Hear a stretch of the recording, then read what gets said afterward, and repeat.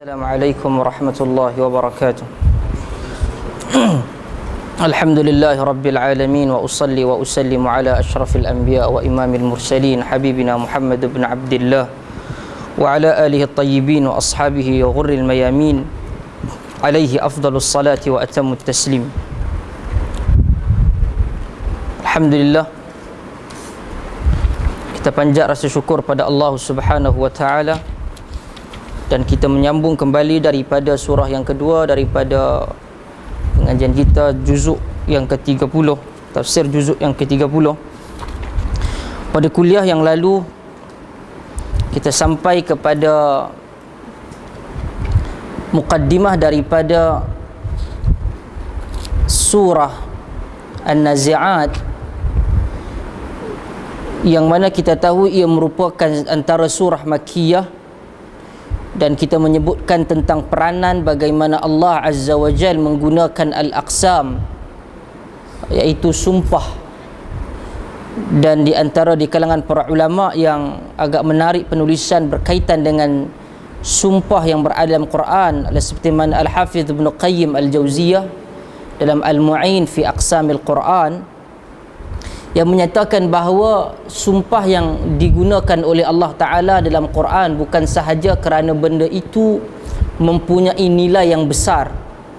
Allah bersumpah wadduha, demi waktu duha. Allah menyatakan la uqsimu biyaumil qiyamah wa la uqsimu bin nafsil lawamah. Allah bersumpah wattini wazzaitun wasyamsi waduhaha wal qamari idza talaha. Ia bukan sahaja Allah memilih perkataan tersebut, tetapi bagi Al-Hafidh Ibn Qayyim menyatakan bahawa perkataan itu mempunyai perbincangan yang panjang, ada kesinambungan pada perbincangan itu pada keseluruhan secara umum kepada surah yang Allah Ta'ala gunakan sumpahan itu. Dan kita pun menggunakan bersumpah dalam urusan harian kita kadang-kadang, walaupun kita gunakan bukan selain daripada nama Allah untuk memperkuatkan tuduhan ataupun perkataan kita.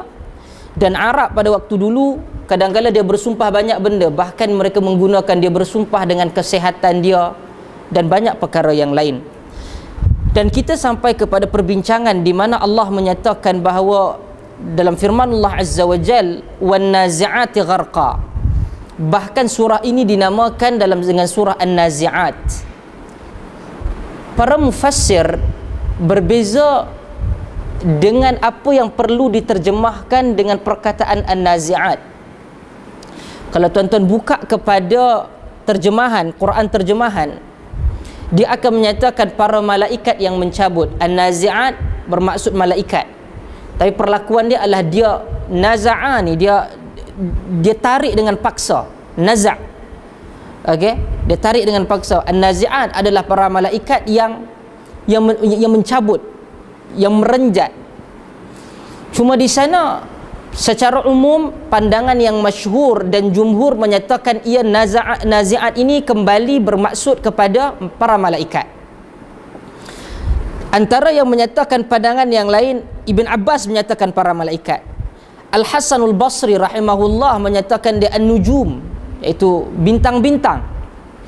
Cuma di kalangan para ulama yang agak terkemudian, antaranya seperti Al-Islahi, dia memberikan justifikasi dia bahawa ia bukan malaikat dan ia juga tidak bermaksud bintang, disebabkan sebab-sebab yang beliau nyatakan. Antaranya yang pertama, perkara yang fundamental dalam bahasa Arab, kalau kita nak letakkan ia adalah kata ataupun alamat signal kepada perempuan itu, di hujung dia ada alif ta. Okey, sebab tu bagi lelaki muslim, 2 orang muslim namanya musliman, 3 plural dipanggil muslimun, ataupun kita selalu mansubkan jadi muslimin. Plural ataupun jamak dia bagi muslimun ataupun muslimin, waw nun ataupun ya nun. Kita tahu kalau perempuan untuk seorang dipanggil muslimah. Okey, kalau 2 orang muslimatan, kalau plural dan banyak dipanggil muslimat. Okey, para jemaah muslimin, muslimat. Jadi isyarat kepada perempuan itu adalah alif ta ataupun tak marbutah, muslimah. Okey, itu untuk satu. Kalau banyak, muslimat. Maka kata al-islahi, bagaimana an-nazi'at ini boleh dimaksudkan dengan malaikat, sedangkan Allah di dalam Quran menolak penisbahan ataupun penyandaran malaikat itu kepada perempuan. Allah menolak usaha orang-orang kafir menyatakan bahawa malaikat itu dia cuba untuk sandarkan kepada feminism, untuk perempuan. Allah menyatakan dalam Quran, wattakhadha minal malaikati inatha innakum lataqawwaluna qawlan 'azima, dalam suratul Isra ayat 40. Mereka mengambil para malaikat itu sebagai perempuan, sedangkan mereka mengada-ngadakan perkataan yang besar implikasinya di sisi Allah Azza wa Jal. Kalau kita tengok dalam Kristian, dia cuba jadikan malaikat itu budak-budak kecil yang perempuan. Okay, dalam dia punya statue, dia punya berhala dia ataupun patung dan sebagainya, malaikat itu cenderung ataupun mereka katakan dia ada jantina, dia jadikan perempuan. Okay? Dan itu Allah bantah dalam Quran. Allah kata wattakhadha minal malaikati inasa, mereka itu mengambil malaikat itu sebagai perempuan. Innakum lataqawwaluna, sesungguh kamu mengada-ngadakan, mencipta perkataan yang Allah tak sebut, kamu sebut. Benda ini besar di sisi Allah. Okey? Walaupun dalam Quran kita tahu Allah menggunakan, dia ada sikit macam dia kena belajar tentang grammar ataupun nahwu bahasa Arab. Apabila perkataan itu al-malaikah, daripada segi nature dia, malaikah dalam bahasa Arab, malaikah adalah plural, jamak. Kalau singular dia adalah malakun. Dua malaikat, malakan, jamak dia malaikah. Tapi kalau kita dalam masyarakat kita, satu malaikat, malaikat. Banyak malaikat, malaikat, malaikat. Tapi sebenarnya malaikat dalam bahasa Arab itu sendiri adalah plural ataupun jamak, ramai. Maka di dalam bahasa Arab, kalau kita nak katakan contoh, malaikat berkata, qalatil malaikah, yang dinamakan sebagai jumlah fi'liyah, jumlah ataupun sentence, ayat yang dimulakan dengan kata perbuatan, qalat. Kalau perkataan itu dia merupakan kata verb dia itu adalah ataupun noun dia adalah perempuan, maka verb dia mesti juga perempuan. Qalatil malaikah, dia mesti macam tu. Tetapi sekiranya dia menjadi jumlah ismiyah, dia akan menyatakan al-malaikatu qalu, dia akan balik kepada lelaki juga. Okey, bermaksud bukan dia ada jantina, tetapi kalau kata kita panggil, kalau kita sandar dia guna kata ganti nama diri perempuan, bermaksud kita dah letakkan dia jantina.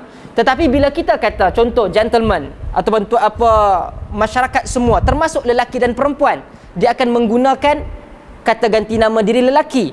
Bukan masuk semua itu lelaki, tetapi dia taglib, dia masukkan sekali. Okey, rakyat, bukan masuk rakyat itu perempuan saja, tetapi perempuan dan juga lelaki.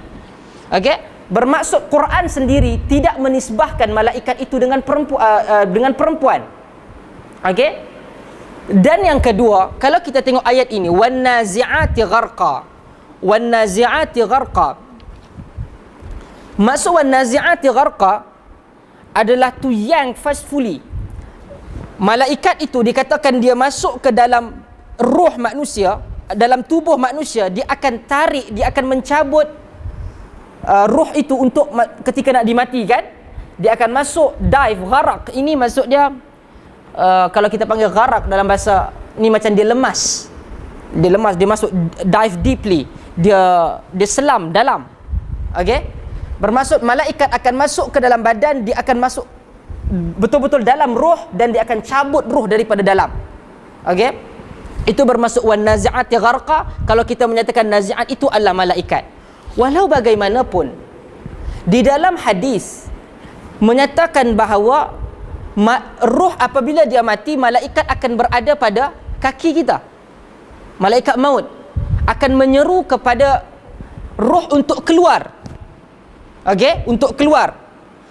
Lepas tu dia akan panggil, ya ayyatuhan nafsul mutmainnah irji'i ila rabbiki radiyatan mardiyah fadkhuli fi ibadi wadkhuli jannati. Dia akan seru dan dia akan keluar. Dia akan keluar daripada kepala sehingga pada akhirnya pada kakinya. Sebab itu Nabi SAW menyatakan orang itu, satu orang hamba, akan dia terima taubat dia selama mana ia belum sampai ruhnya kepada gargar, kepada kerongkongan. Bermaksud dia akan keluar daripada kepala, dia akan akhir sekali daripada kaki. Ia sama sekali kontradik kalau katakan ia adalah para malaikat. An-nazi'at itu dengan maksud malaikat, sebab malaikat tidak masuk dan dia cabut. Dia akan seru dan ruh itu akan keluar. Dalam riwayat yang sahih juga Nabi SAW, apabila Nabi keluar, ruh Nabi keluar dan dipakaikan dengan pakaian syurga. Okey, dan akan dipakaikan dengan pakaian syurga. Okey. Seterusnya Allah menyatakan wan nasyitati nashta.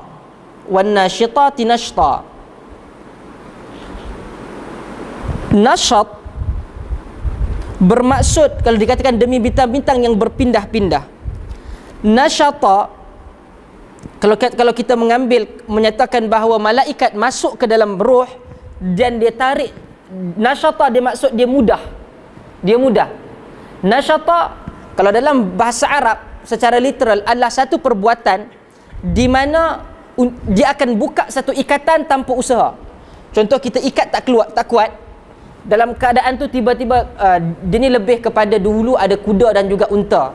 Bila dia parking unta tu ataupun dia parking kuda tu, dia akan ikat pada tempat dia.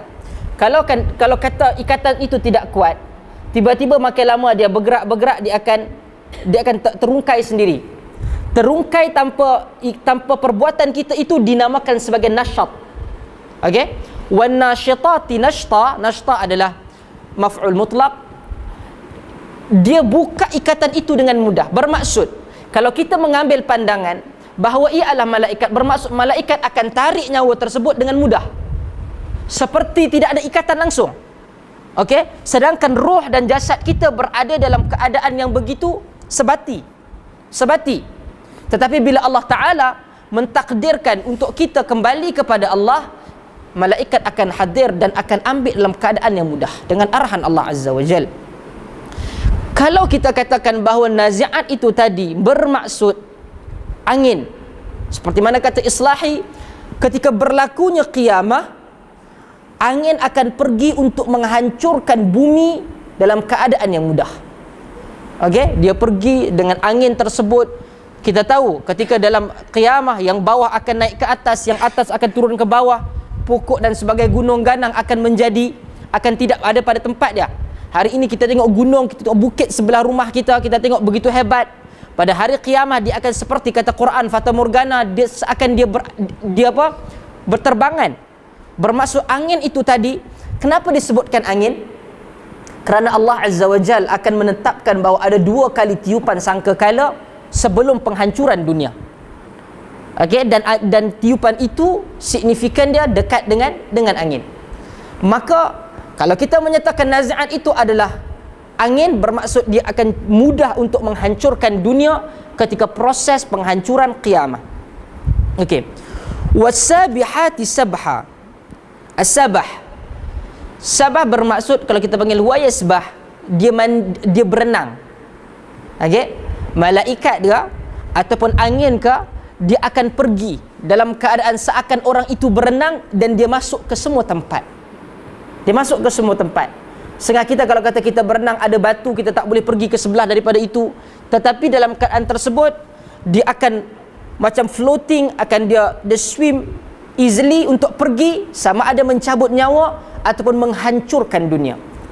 Perkataan ini tuan-tuan, kalau kita tengok seakan-akan Allah Subhanahu wa taala mengulangi banyak perkara. Anna wan nazi'ati gharqa wan nasyitati nashta was sabihati sabha fas sabiqati sabqa fal mudabbirati amra. Okey? Yauma tarjufur rajifah. Pada ayat pertama sehingga ayat kelima dalam suratul Nazi'at, Allah mengulangi dengan gaya yang sama. Okey, untuk memberikan taukid, kekuatan, menguatkan bahawa ini adalah perkara yang benar. Dan hebat dalam suratul Nazi'at, kalau kita tengok dalam ayat pertama sampai ayat kelima, Apa dia punya kelebihan adalah, kalau kita boleh tengok di hujungnya dia menggunakan tanwin. Okey, wan nazi'ati gharqan wan nasyitati nashtan was-sabihati sabhan fas-sabiqati sabqan fal-mudabbirati amra. Dia uniform hujung dia. Okey, hujung dia uniform.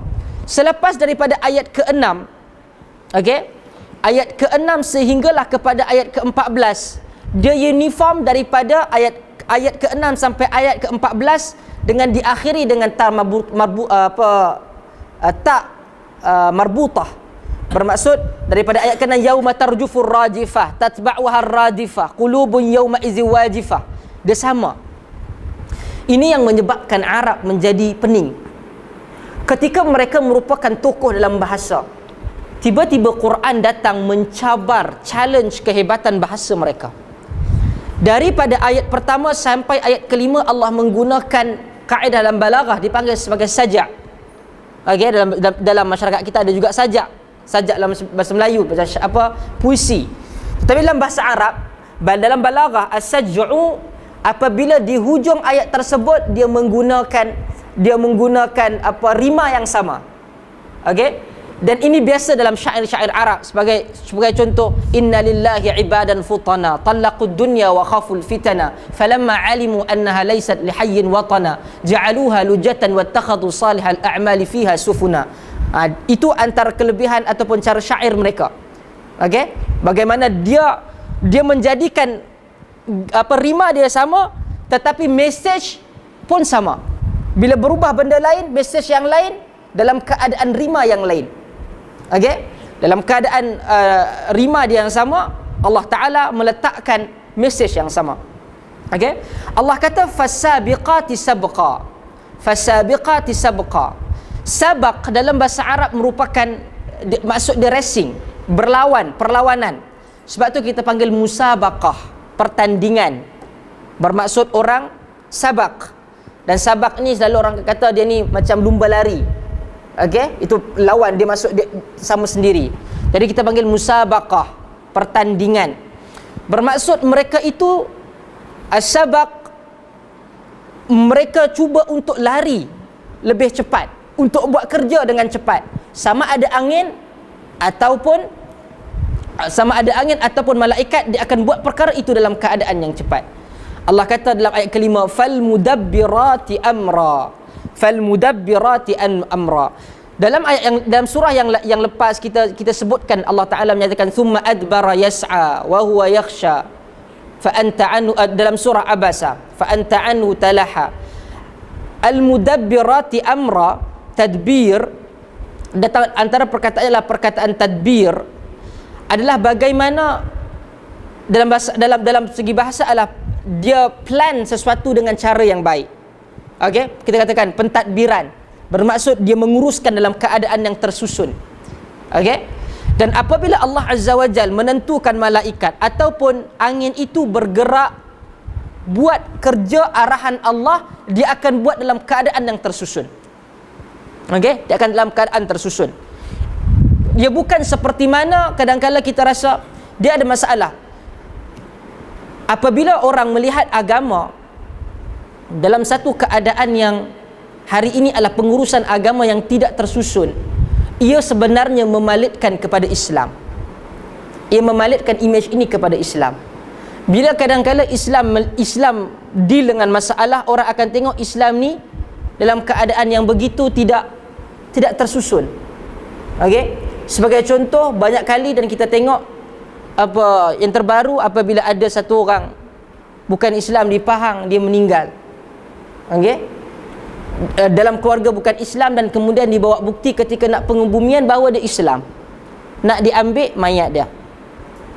Kadang-kadang dalam pengurusan agama kita ada orang tu ketika dia mati dalam keadaan yang sakit, susah, tak cukup makan, miskin, fakir, kita tak pergi pun bantu dia. Tapi bila dia mati, kita berebut. Okey? Contoh dulu, antara salah seorang daripada dua pendaki Malaysia ke Everest. Yang pertama, dua orang Indian, Hindu. Saya tak sama ada Mohandran ataupun seorang lagi. Dia masuk Islam secara senyap-senyap. Dan semua tahu, satu Malaysia tahu dalam surat khabar dia mati kerana sakit. Dia kena kencing manis, jantung dan sebagainya teruk. Dia dalam keadaan miskin, sedangkan dia adalah orang yang pertama yang mendaki dan sampai ke puncak Everest dengan bawa nama Malaysia. Dia masuk Islam. Bila dia mati, berebut pula kita. Tuan-tuan, kalau kata dia mati dalam keadaan dia menyembunyikan Islam dia dikebumikan di perkuburan orang bukan Islam, bukan maksudnya dia masuk ke dalam neraka, dah. Isunya dia kata, habis tu Ustaz, takkan kita nak biarkan dia dikebumikan? Masalahnya ketika kita nak ambil mayat tu, dia akan menyebabkan pertembungan dengan keluarga dia, yang mana keluarga dia akan kata apa? Tengok engkau ketika mati kau nak rebut dia punya mayat, time dia hidup kau biarkan sorang-sorang, sedangkan duit bukan kita tak ada. Satu Malaysia setiap tahun zakat, saya sebut dahulu, 2 bilion paling kurang. Selangor saja 450 juta, wilayah persekutuan 550 juta. Itu untuk 2 wilayah saja dah 1 bilion. Kalau campur dengan satu Malaysia, tak 2 bilion. Masalahnya apabila Allah Ta'ala menyebutkan dalam Quran, Nabi SAW sendiri, Quran sendiri bila menyebutkan tentang agama tersusun, dakwah Nabi tersusun. Isu yang terbaru apabila kita nak tengok tentang isu DNA babi dan sebagainya, apabila dia benda dah dikatakan halal lah. Tuan-tuan, sebenarnya apabila JAKIM keluarkan halal ini, kalau katakan dia punya apa standard itu terlalu tinggi, kadang-kadang tak masuk akal pun standard yang dia buat dah. Bermaksud kalau kata once dia kata halal, bermaksud halal dia tinggi. Tapi tidak semestinya yang tidak diberikan oleh JAKIM itu halal, yang tidak diberikan oleh JAKIM itu tidak halal. Tetapi bila JAKIM kata halal, maka dia halal. Okey?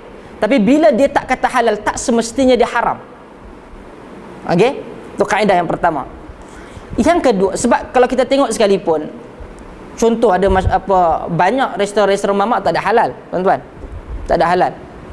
Kadang kita tanya antara yang pemilik kalau kita borak, dia jawab kerana salah satu daripada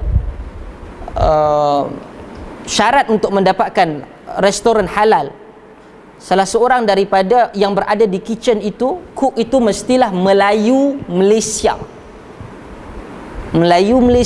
Kalau dia Melayu tapi dia bukan Malaysian, maka dia tak boleh dapat. Ketika dalam tu dia mesti ada.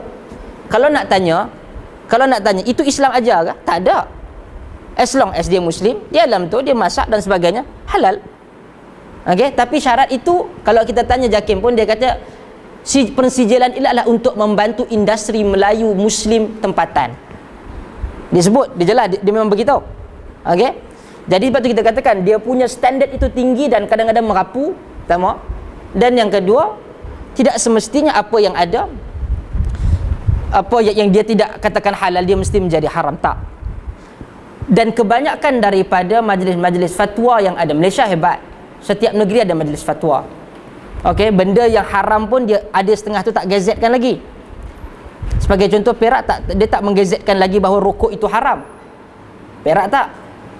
Okey, walaupun kebangsaan Selangor dan sebagainya kata haram dah, dunia pun dah kata haram. Sebab itu adalah satu kuasa prerogatif bagi negeri untuk benda-benda hal-hal agama. Okey, bahkan di sebuah negeri di selatan Malaysia pun hebat, apabila orang lain boleh membatalkan perkahwinan kita. Saya tak pasti sama ada bagaimana dalam prosedur perundangan, sebab kalau satu kes itu dah diputuskan, dia dah kes yang tertinggi di Mahkamah Rayuan Syariah.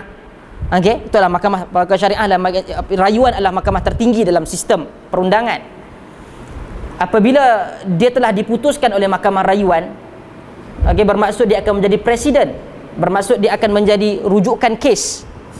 Ada satu kes di sana, apabila selepas suami dia mati 6 bulan, datang orang kata asalnya dia telah bercerai dengan suami dia, untuk menafikan si isteri mendapat harta. Hakim boleh pergi buat, boleh mendengar dan dia kata batal. Yang batalkan pula adalah majlis fatwa dan juga mufti. Okey, dan sehinggakan perbicaraan itu, si isteri yang dituduh bercerai itu tidak boleh menghadiri kes dia, Mahkamah Syariah. Sehinggalah sampai kepada mahkamah rayuan, dia dikata dia kekalkan bahu bercerai. Bermaksud, contoh, kalau kita duduk di rumah, kita syok kat bini kawan jiran kita, kita boleh pergi mengadu kat mahkamah, buat satu laporan menyatakan bahawa mereka dah bercerai.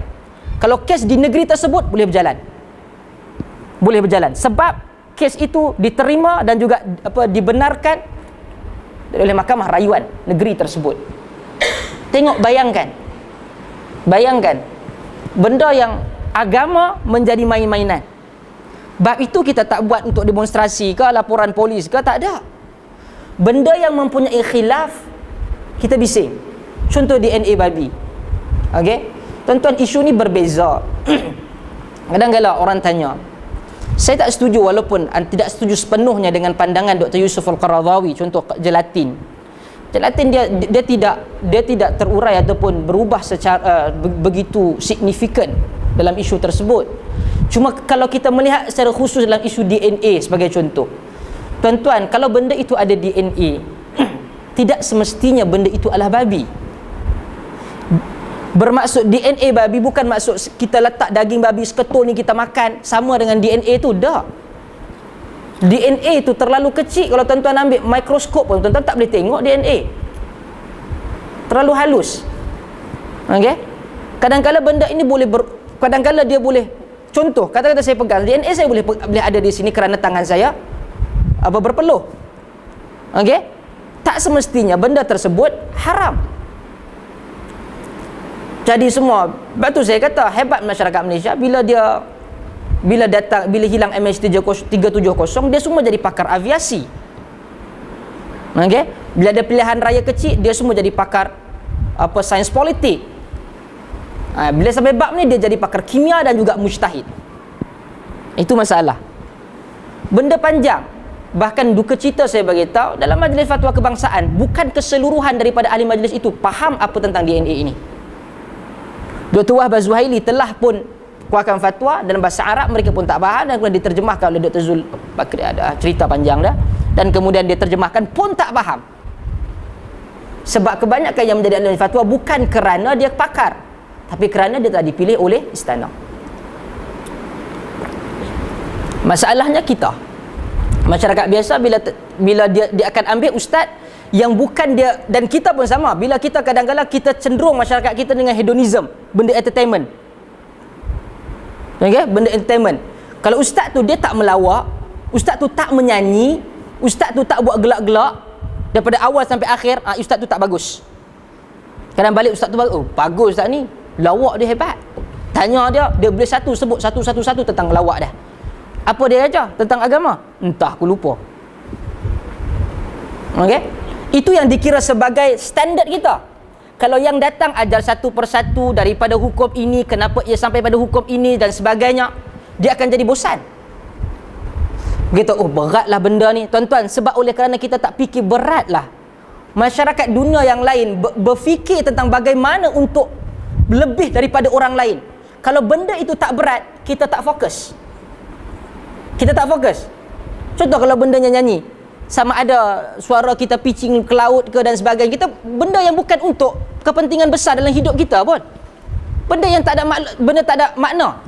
Tapi bila benda itu tentang Quran, kita kata benda ni besar, Quran kita nak baca dan sebagainya, kita akan menjadi begitu detail bagaimana baca Quran, bagaimana tajwid dia dan sebagainya. Okey, Allah ketika nak hancurkan dunia ini pun Allah bersistem. Takkan kita menguruskan agama kita tak ada sistem. Okey, Allah kata fal mudabbirati amra. Dalam Quran menggunakan dalam dia gunakan planning. Dia gunakan apa kita panggil perancangan itu, selain daripada tadbir. Tadbir bermaksud dia plan secara teratur. Itu pun yang digunakan dalam masyarakat kita. Pentadbiran, pentadbir dan sebagainya, maksudnya dia nak menguruskan secara berstruktur. Itu yang pertama. Quran juga menggunakan perkataan kaidun. Lepas tu Quran kata kaidun fakidun. Quran kata, okey, dengan maksud kaid, planning ataupun perancangan, secret planning, perancangan yang rahsia. Nak buat sesuatu, dia buat secara rahsia. Okey, Allah buat tipu daya, mereka tak tahu bagaimana dia buat satu perancangan rahsia untuk mengenakan Nabi, untuk menipu Allah. Tapi Allah tahu. Mereka nak menipu Allah, Yahudi. Apabila masuk kepada satu hari Sabtu, Allah kata jangan untuk buat tangkap ikan. Mereka buat satu perancangan yang kononnya untuk menipu Allah, dia pasang jaring.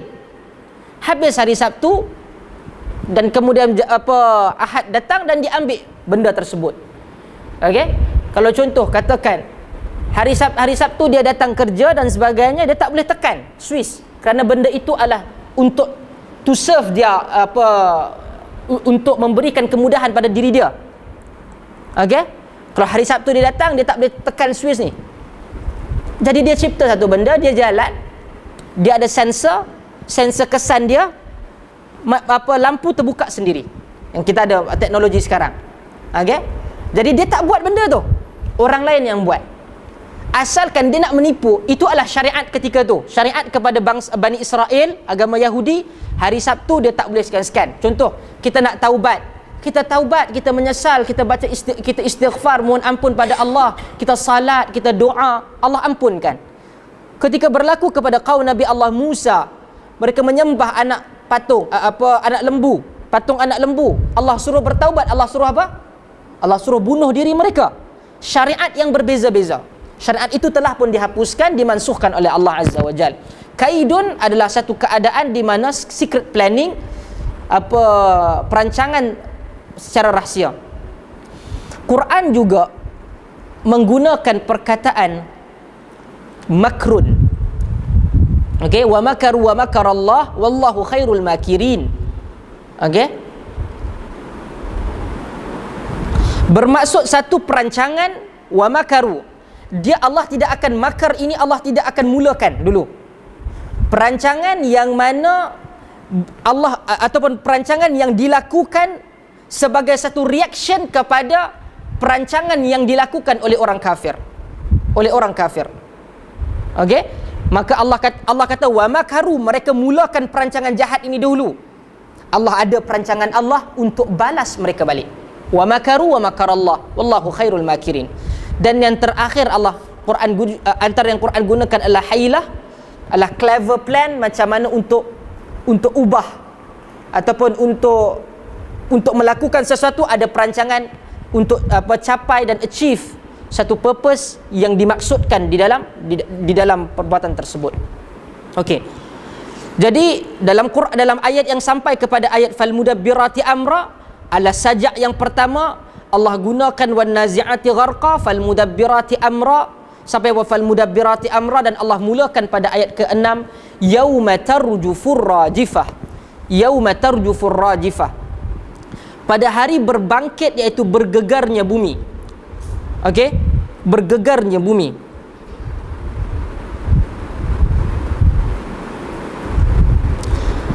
Tatba'uha ar-radifah, diikuti dengan pecah belahnya langit pada tiupan yang kedua. Pada yang pertama akan ada gegaran. Patut Quran menyatakan idza zulzilatil ardu zilzalaha, apabila bumi itu bergegar. Dan dia akan diikuti dengan tatba'uha ar-radifah. Okey? Tatba'uha ar-radifah. Radifah dalam bahasa Arab, okey?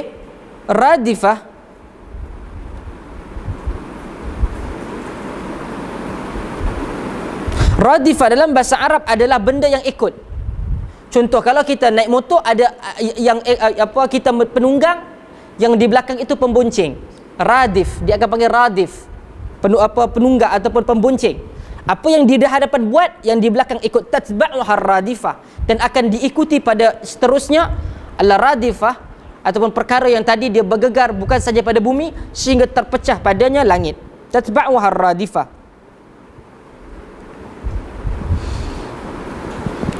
Qulubun yawma idzin wajifah, pada hari tersebut jiwa-jiwa itu akan berdebar-debar. Kita apabila kadang kita bukan sahaja berlaku gegaran, kadang kita tengok langit dah begitu bergelap, nak jadi apa ni, kita pun dah takut. Nak jadi hujan lebih sikit akan banjir. Benda tersebut menjadi kebimbangan kepada mereka. Qulubun yawma idzin wajifah.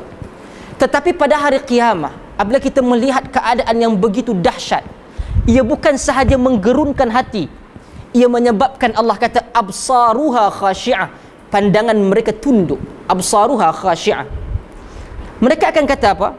Yaquluna a inna lamarduduna fil hafirah, apakah kami akan dikembalikan kepada kehidupan yang semula tadi, yang mana Allah Ta'ala telah matikan dia? Mereka mahukan mereka kembali. Allah sebut dalam banyak surah, Allah kata bagaimana orang-orang kafir apabila telah mendengar, apabila mereka berada di sisi Allah, inda rabbihim, dia kata sami'na wa kami telah mendengar, absarna wa sami'na farji'na na'mal salihan inna muqinun, baliklah kami ke dunia, balik wahai Allah, kami akan jadi orang yang beriman, kami yakini engkau. Okey, mereka bertanya, kita ni dibangkitkan semula kah? Nak jadi semula daripada dulu kah? Dan mereka kata, aidza kunna 'idhaman nakhirah, apakah kami akan dibangkitkan kembali setelah menjadi tulang belulang yang lapuk lama?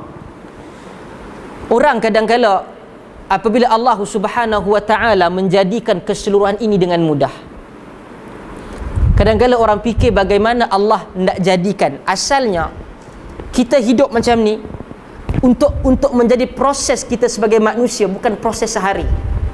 Umur kita mungkin 30, 40, 50, ini adalah dia nak mencapai kepada tahap umur terakhir.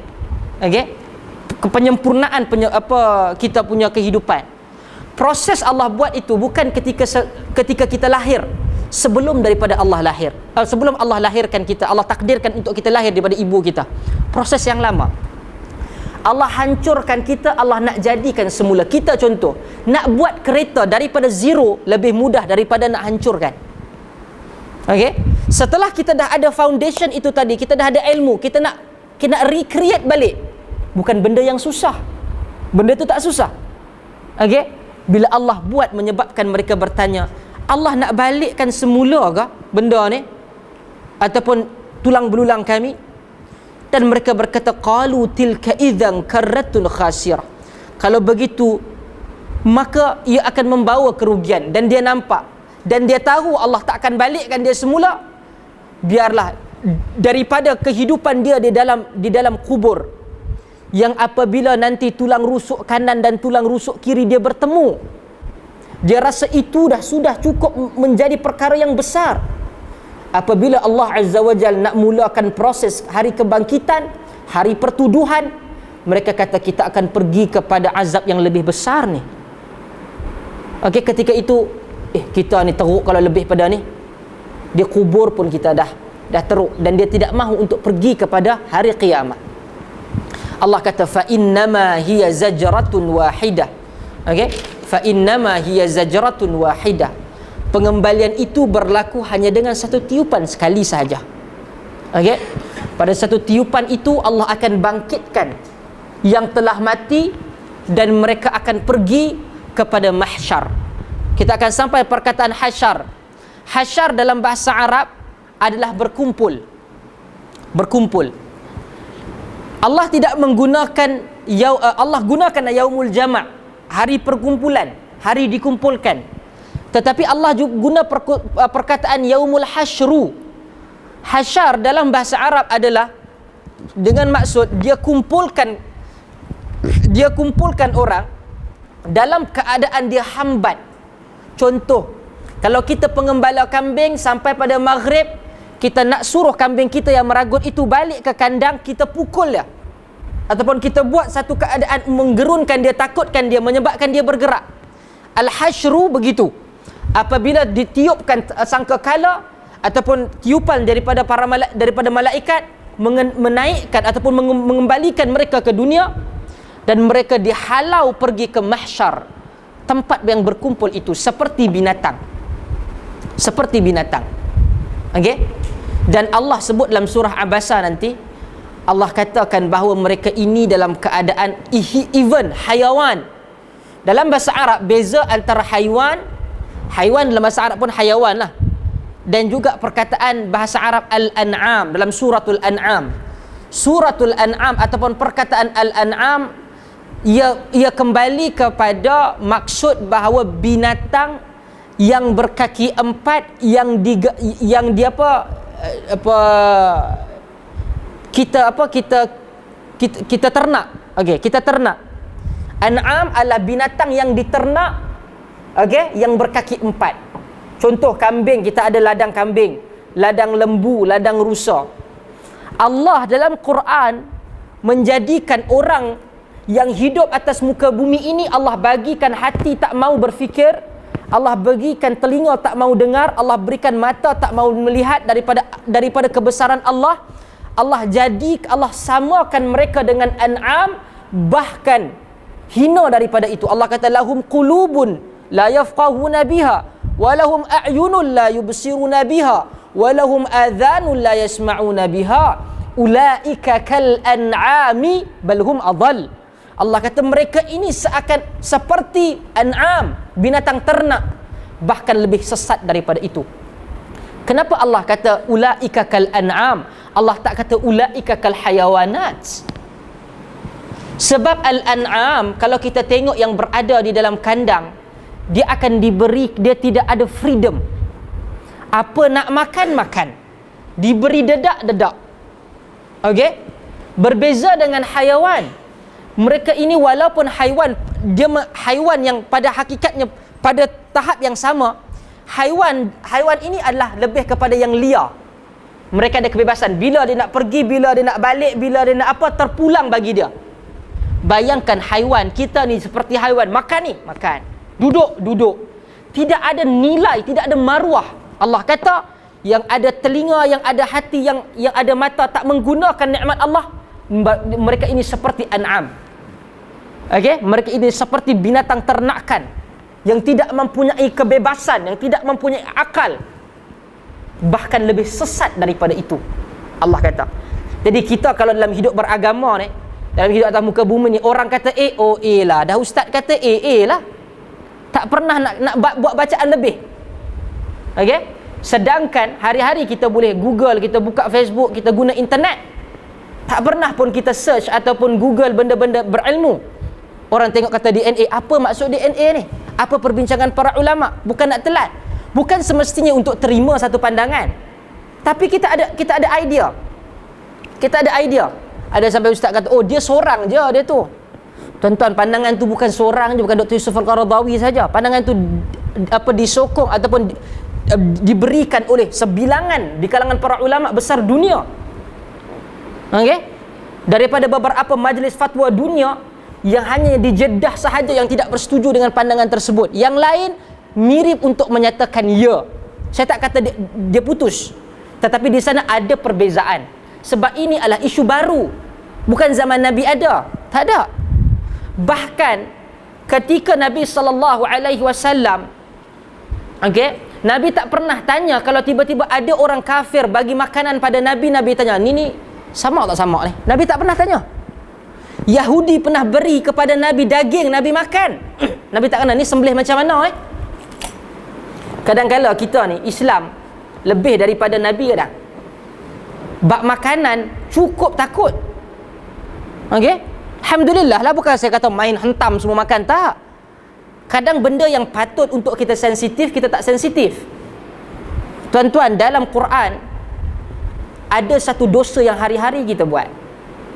Okey?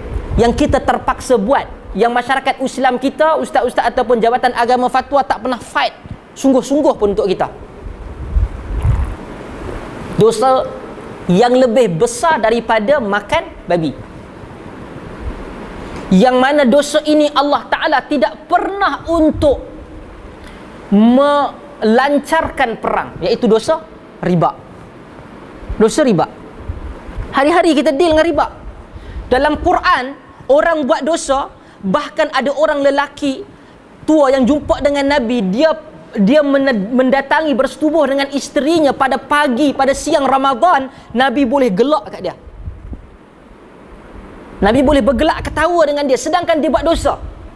Tetapi dosa riba adalah satu-satunya dosa di dalam Quran dan hadis yang mana dosa bermaksud yang biasa muamalah, yang mana Allah dan Rasul dalam suratul Baqarah, sebelum daripada ayat hutang, Allah sebut. Kalau dalam Quran Utsmani dalam muka surat 47, surat 47 sebelah ayat 48, ayat 48 dan muka surat 48 lah satu muka ayat berkaitan dengan ayat hutang. Ya ayyuhallazina amanu idza tadayantum bidainin ila ajalin musamman faktubuh wal yaktub bainakum katibun bil adl. Ayat terpanjang dalam Quran. Sebelum daripada itu Allah menyebutkan bagaimana dosa riba ini, Allah fa'dhanu biharbin minallahi wa rasulih. Bagi tahu dia, Allah kata untuk Allah lancarkan perang pada dia, dan juga Allah dan Rasul melancarkan perang. Ada kita buat, ada buat satu PC, menangis-nangis macam mana kita makan duit riba dan sebagainya. Ada buat? Tak ada. Bab rokok, Kementerian Kesihatan juga pernah keluarkan beberapa tahun dahulu di dalam rokok adanya DNA babi. Tuan-tuan boleh baca keratan akhbar tu.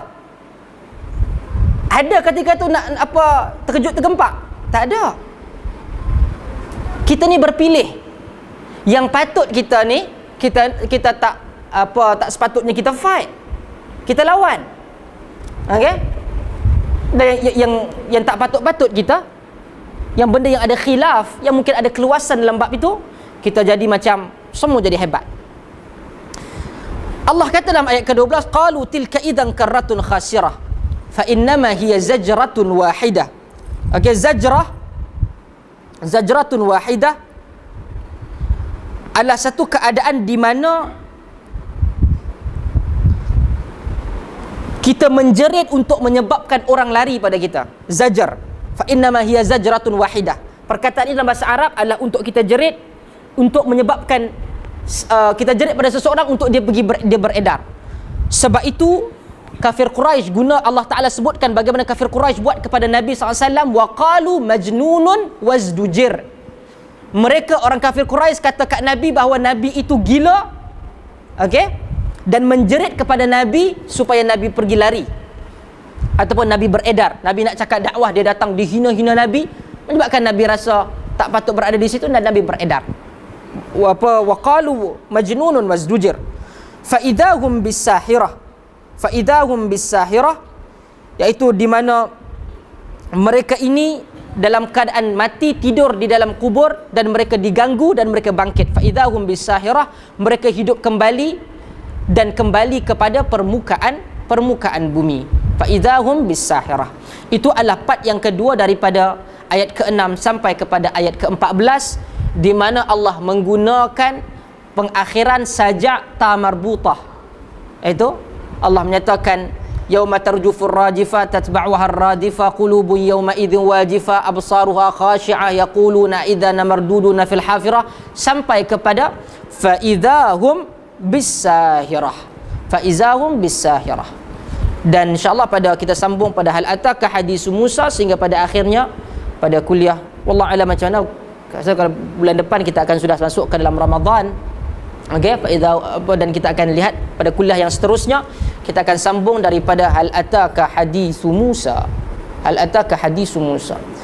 Dan insya-Allah kita akan masuk ke dalam Ramadan dan kita dan masih lagi Syaban, dan esok adalah sehingga hari Sabtu adalah hari Jumaat. Kita sampai kepada pertengahan bulan Syaban. Dan wallahu a'lam antara nisfu Syaban kadang-kala ada beberapa sedikit perkongsian, tuan-tuan boleh bersetuju ataupun tidak. Beberapa amalan yang kadang-kala saya menyebutkan antara pandangan Dr. Yusuf Al-Qaradawi. Tidak ada satu pun hadis yang sahih menyebutkan tentang nisfu Syaban amalan yang khusus. Masyarakat kita kadang dia baca 3 Yasin 3 kali. Bahkan dia berpuasa pada 15 Syaban. Kalau 15 Syaban bermasuk Jumaat ni. Okey? Bermasuk Jumaat ni. Tidak boleh untuk buat puasa pada hari Jumaat, Sabtu dan Ahad, melainkan ia diiringi. Maksudnya Khamis kita puasa, Jumaat kita puasa sekali. Kita nak puasa Jumaat, kita sama ada puasa Khamis ataupun puasa Sabtu. Kita nak puasa Sabtu, sama ada kita puasa hari Jumaat ataupun hari Ahad. Hari Ahad sama ada kita puasa Ahad itu bersama dengan Sabtu ataupun dengan Isnin. Nabi SAW larang dan Nabi meminta supaya diiringi sebelum daripadanya. Al-Syekh Profesor Dr. Yusuf Al-Qaradawi, Al-Allamah Dr. Yusuf Al-Qaradawi menyatakan bahawa tidak bercanggahan dengan Quran dan juga sunnah berpuasa disebabkan khas nisfu Sya'ban. Boleh untuk puasa nisfu Sya'ban, boleh berpuasa pada 15 Sya'ban kerana Nabi memperbanyakkan puasa pada bulan Sya'ban. Ya. Dalam hadis Muslim, Imam Nawawi meletakkan bab kepada Sahih Muslim bahawa tidak dibenarkan memenuhkan Sya'ban dengan puasa. Kerana Aisyah menyatakan Nabi tak pernah puasa penuh melainkan dalam Ramadan. Dan tidak pernah berpuasa paling banyak melainkan di dalam, maksudnya tidak penuh tapi paling banyak di dalam Sya'ban. Okey? Untuk berpuasa kerana ia sebahagian daripada Sya'ban tak ada masalah. Tetapi dengan niat dia kata ada fadilat khas puasa nisfu Sya'ban, tidak ada. Tidak ada. Okey? Tidak ada puasa tersebut dalam nisfu Sya'ban. Itu yang pertama. Yang kedua,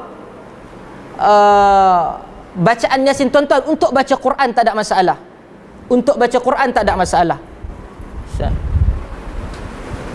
Ana tak kuliah. Ana call balik.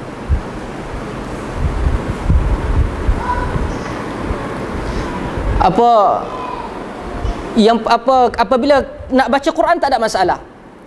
Di sana guru kami, guru saya Profesor Dr. Muhammad Abu Lais Al-Khirabadi, saya mengambil sanad-sanad hadis Kutubus Sittah dan kitab yang lain daripada beliau. Okey.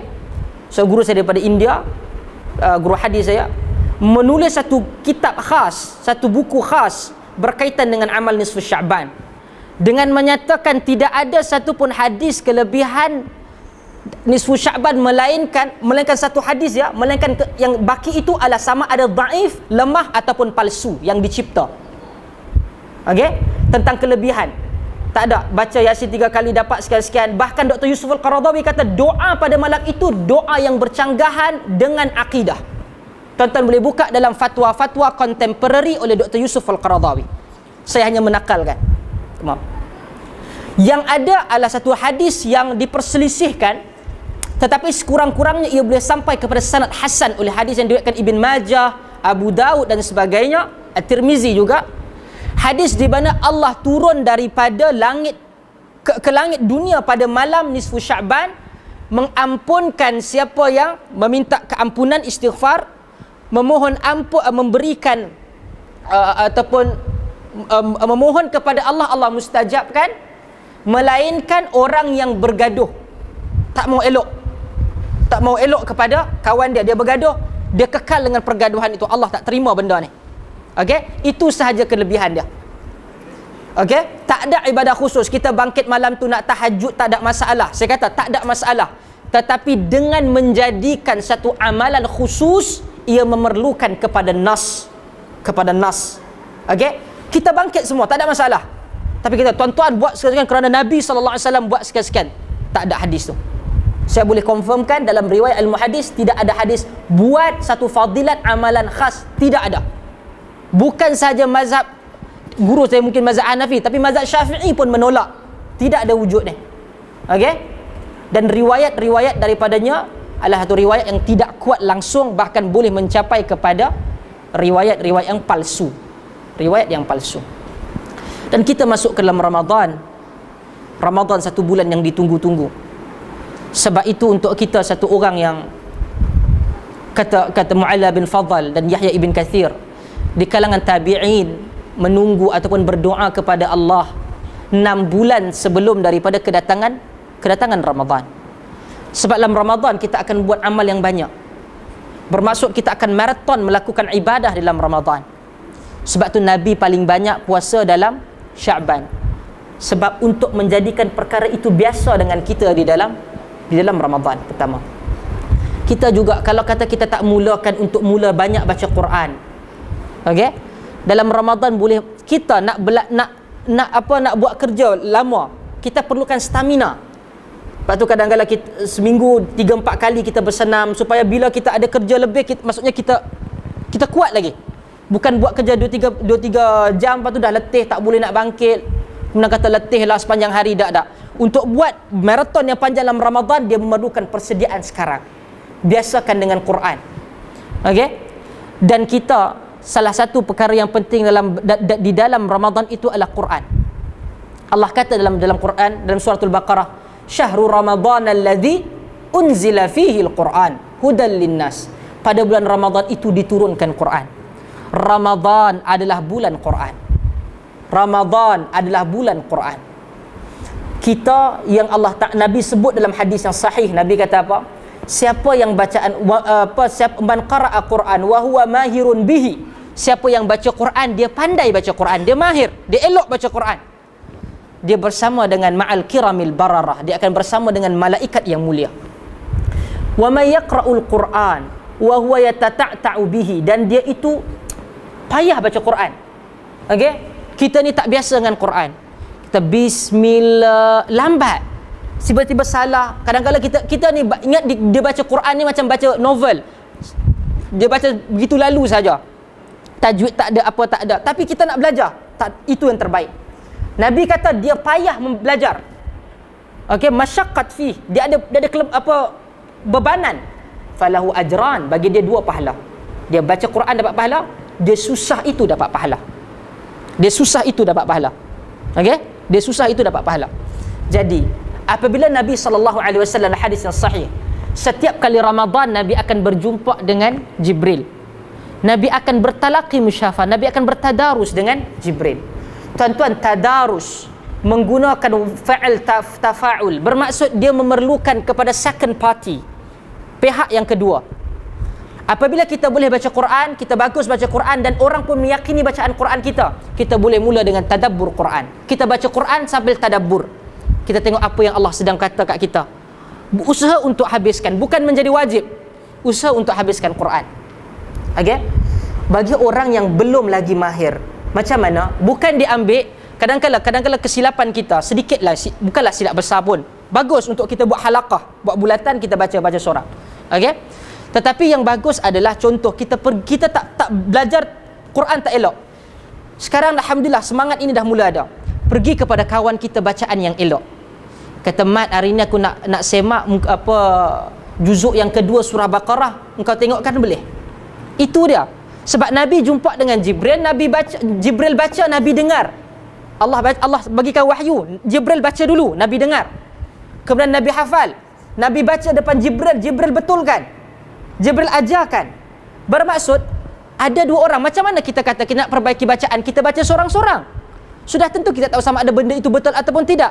Kita pergi ke kawan kita yang baca Quran bagus, kita baca, "Innamas sabilu 'alal ladzina yasta'dzinunaka wa hum aghniya." Okey? Dia cakap, oh yang tadi ni kena dengung. Kita baca alif lam mim. Dia kata tak. Lam kepada mim itu ada dengung. Alif lam mim. Lam itu bertemu dengan mim, padanya mim bertemu dengan mim, ia dengung. Maka kita dengung. Alif lam mim. Kita tahu. Begitu baca tadarus, kita memperbaiki Quran kita. Okey? Bukan hanya baca seorang-seorang. Jadi Quran kita baca, perbaiki Quran kita, perbetulkan Quran kita. Jangan kita bertemu dengan Allah, jangan kita bercita-cita bertemu dengan Allah. Lidah kita bukan lidah yang biasa dengan Quran. Tuan-tuan, kalau kita ni ada kekasih, kita sayang kat satu orang, orang tu dibagi mesej kat kita, WhatsApp kat kita, orang yang kita sayang ni bertengah bercinta, ada sampai kita tak faham apa yang dia kata, kita akan pergi kepada orang yang faham dengan bahasa kekasih kita tu. Okey, untuk terjemahkan ni dia ni kata apa kat aku. Allah sedang berbicara dengan kita melalui Quran. Takkan kita nak kata tak apalah, Allah menilai. Contoh kita bertemu dengan Allah, Quran kita tak kita belajar tapi kita mati dalam keadaan Quran kita tak biasa dengan mulut kita. Allah nilai yang kita usaha tu. Bukan kita kadang-kala kita boleh belajar ilmu lain, habis degree ni, buat second degree, buat advanced diploma, ambil master, ambil PhD. Masa kita boleh pergi pada benda lain. Quran bukan menjadi peruntukan masa untuk kita. Jangan kita bertemu dengan Allah, lidah yang kita ada tidak mesra dengan Quran. Kadang-kadang kita boleh tahu orang ni kadang sebut baca Quran, sebut benda-benda perkataan-perkataan Quran, dia tak jadi biasa. Contoh perkataan redha. Kadang-kadang orang tak bisa kata, oh tak apalah saya reda. Saya reda. Dia tak tahu dalam bahasa Arab atau perkataan agama benda biasa redha. Kita tahu dhat. Kalau dia baca, dia tengok teks tu, oh reda, saya reda terhadap apa yang berlaku. Nampak sangat tak biasa. Kita tahu Okey? Jangan kita bertemu dengan Allah, Quran tak menjadi perkara yang dekat kepada jiwa dan lidah kita. Wallahu taala alam. Saya buka sekiranya tuan-tuan ada soalan.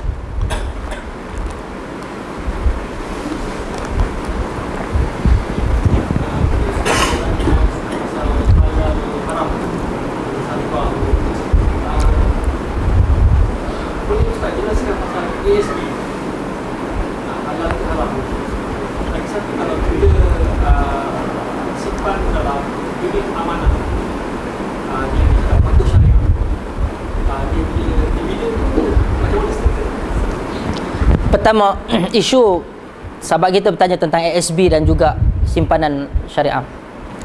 Isu ni lama tuan-tuan.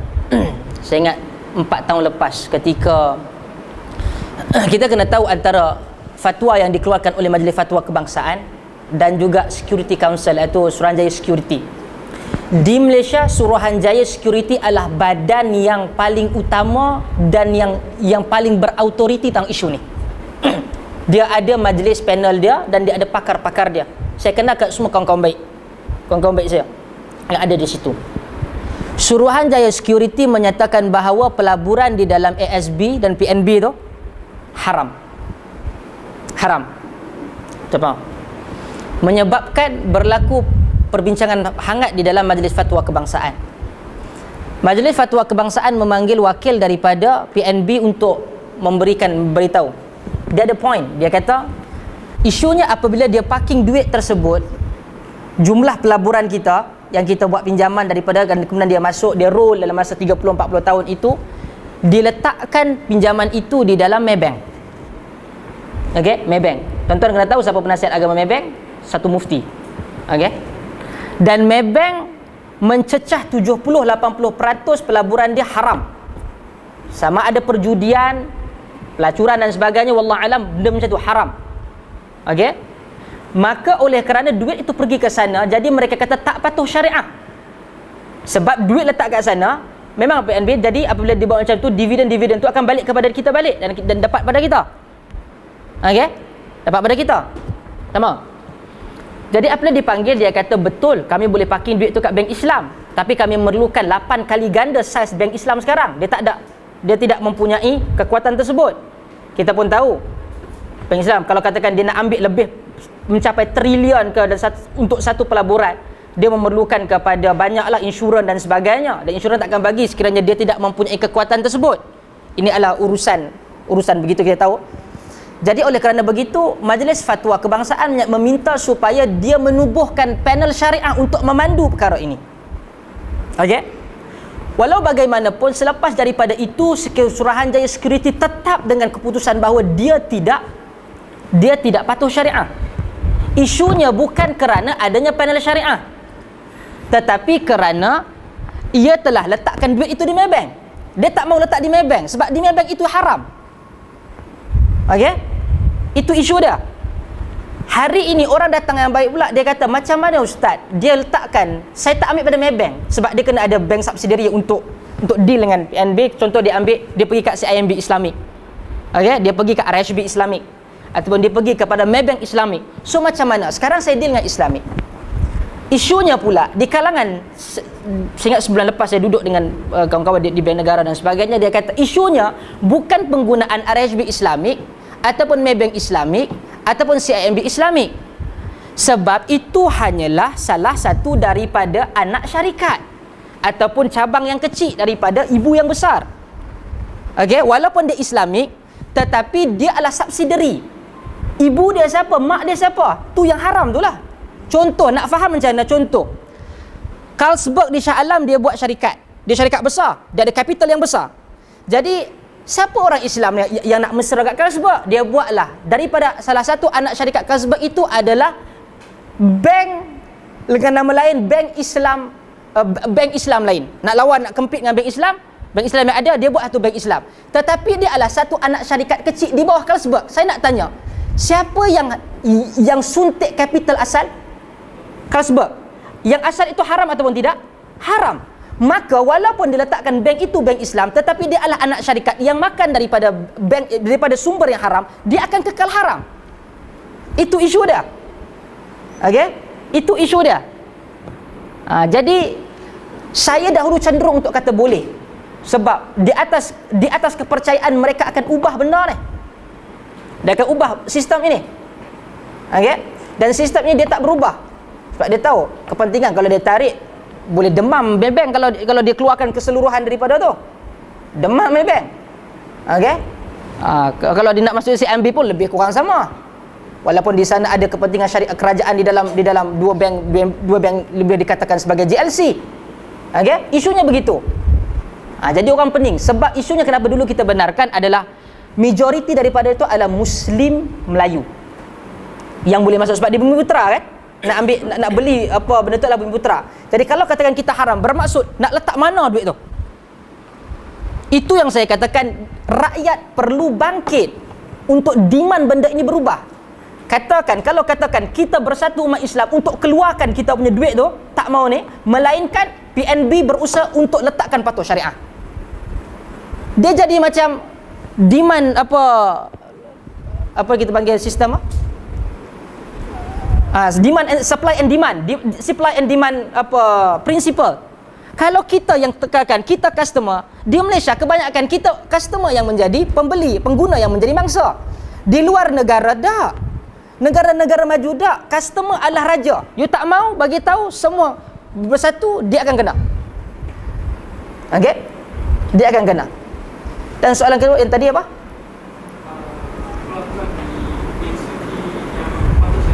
Yang patuh syariah.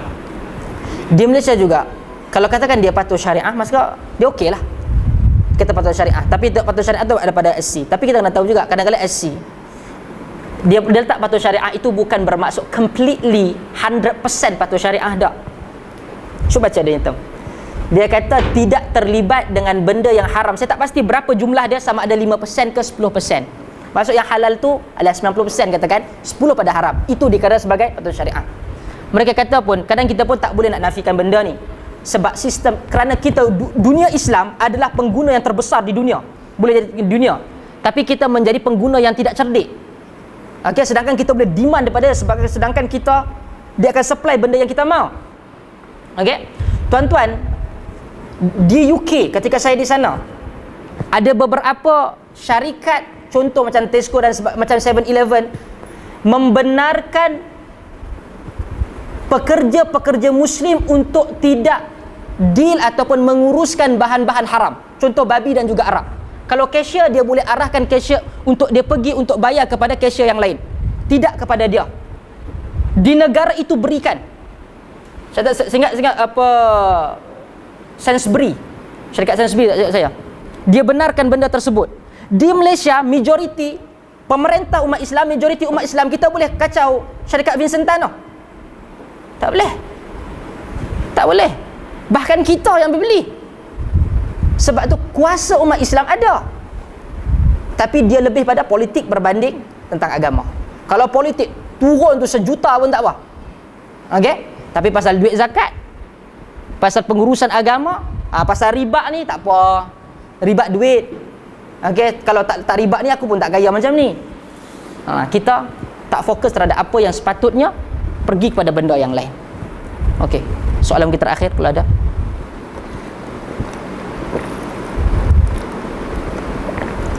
Kalau tidak ada, alhamdulillah, kita temu dalam kuliah yang akan datang, sama ada mungkin kita ada session di dalam Ramadan ataupun selepas daripada Ramadan. Dan kita mohon daripada Allah, Allah sampaikan kita ke dalam Ramadan. Allah jadikan kita sihat wal afiat dalam Ramadan. Dan bukan itu saja, Allah terima daripada amal ibadah dalam Ramadan. Seperti mana Allah mengumpulkan kita di sini, kita mohon Allah mengumpulkan kita di syurga nanti bersama-sama. Amin ya rabbal alamin. Nasallallahu yaj'alna wa ja'alakum ladina tabauuna alqawla fayattabi'una ahsana. Nasallallahu yaj'alna minal muttabi'i bil kitabi was sunnah. Subhanakallahumma wa bihamdik, asyhadu an la ilaha illa anta wa astaghfiruka wa atubu ilaik. Wa barakallahu fikum. Wassalamu alaikum warahmatullahi wabarakatuh.